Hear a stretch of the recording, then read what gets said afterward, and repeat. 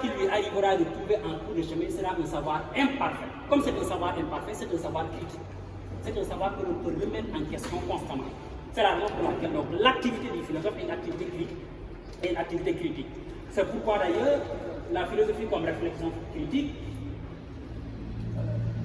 fait intervenir deux mouvements de la raison. Parce que quand on dit réflexion critique, dans le mot réflexion, nous avons l'idée que c'est le mouvement de la raison.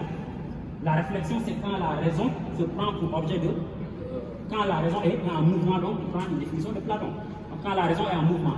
Pourquoi réflexion critique? Cette réflexion critique, c'est comme une pièce avec ses deux faces. C'est comme une pièce avec ses deux faces. Pourquoi? Parce que il y a ce qu'on appelle une passe destruence. La passe destruence, comme vous l'entendez, c'est l'expression latine. Passe veut dire partie, destruence veut dire destructive. L'esprit critique, c'est une monnaie avec deux pièces. D'abord, la passe destruence, pardon. Cette passe destruence, c'est quoi? C'est quand le philosophe remet en question, quand le philosophe critique, quand le philosophe examine, quand le philosophe analyse ce qu'il entend, ce qu'il voit, les informations qu'il reçoit du dehors.